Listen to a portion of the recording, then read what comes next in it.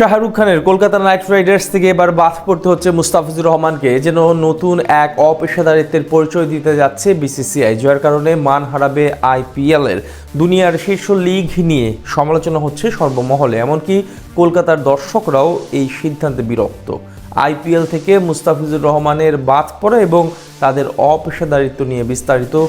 ক্রিকেটকে বলা হয় ভদ্রলোকের খেলা।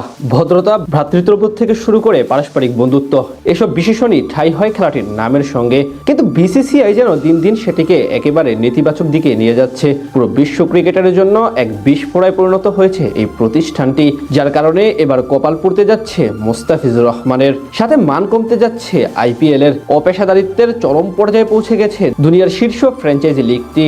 গেল 16 ডিসেম্বর সংযুক্ত আরব আমিরাতের এক অভিজাত হোটেলে অনুষ্ঠিত হয় 2026 আইপিএল এর মিনি অকশন। সেখানে একমাত্র বাংলাদেশি হিসেবে দল পান কাটার মাস্টার মুস্তাফিজুর রহমান। নিলামের টেবিলে তার জন্য Delhi Capitals, Kolkata night Riders এবং চেন্নাই সুপার কিংস লম্বা সময় ধরে লড়াই করে শেষ পর্যন্ত রেকর্ড 9 কোটি 20 লাখ রুপি, বাংলাদেশের মুদ্রায় যা প্রায় 12.5 কোটি টাকায় কলকাতায় যোগ দেন তিনি। টুর্নামেন্টের ইতিহাসে কোনো টাইগার ক্রিকেটারের এটাই সর্বোচ্চ দামে বিক্রি হওয়ার রেকর্ড। এরপর থেকেই বাংলাদেশের ক্রিকেট প্রেমীরা আইপিএল এর নতুন মৌসুমে মুস্তাফিজকে দেখার অপেক্ষায় আছেন। কিন্তু সীমান্তের উপারে আইপিএল এ বাংলাদেশি ক্রিকেটারের খেলা নিয়ে দানা বেঁধে ওঠে নানান বিতর্ক।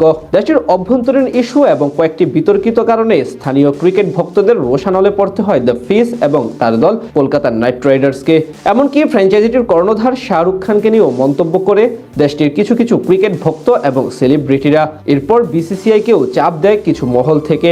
অবশেষে সেই কথা রেখে কলকাতা নাইট রাইডার্স থেকে ফিসকে বাদ দিতে বলল দেশটির ক্রিকেট নিয়ন্ত্রণ সংস্থা। দেশটির ক্রিকেট বোর্ডের প্রধান সংবাদ সংস্থা এএনআই-কে বলেছে, সাম্প্রতিক কিছু ঘটনার কারণে কেকেআরকে বাংলাদেশের ক্রিকেটার মুস্তাফিজকে ছেড়ে দেওয়ার জন্য বলা হয়েছে। তারা চাইলে ওই ক্রিকেটারের বদলি হিসেবে নতুন করে কাউকে দলে নিতে পারবে।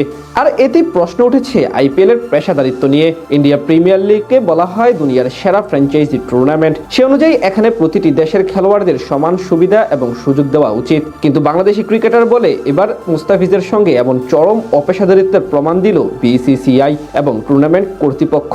আর এর কারণে এখন বাংলাদেশি ক্রিকেট ভক্তরাও মুখ ফিরিয়ে নিচ্ছে তাদের দিক থেকে। সোশ্যাল মিডিয়া থেকে কলকাতা নাইট রাইডার্স থেকে শুরু করে সবগুলো ফ্র্যাঞ্চাইজিকে আনফলো করছে টাইগার ক্রিকেট ভক্তরা। অনেকে আবার টুর্নামেন্ট বয়কটের ডাক দিয়েছেন, যার কারণে এবার আইপিএল অনেকটাই রং হারাবে। তাছাড়া বিসিসিআইয়ের এমন অদ্ভুত আচরণ এবং খেলার মাঠে অখেলার সুলভ সিদ্ধান্তটিও নিন্দিত হচ্ছে।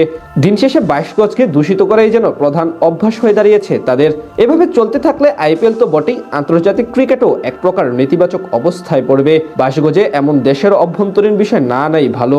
দিন শেষে ক্রিকেট ভদ্রলোকের খেলা, এই কথাটি মাথায় রেখেই সবার উচিত সব ধরনের সিদ্ধান্ত নেওয়া।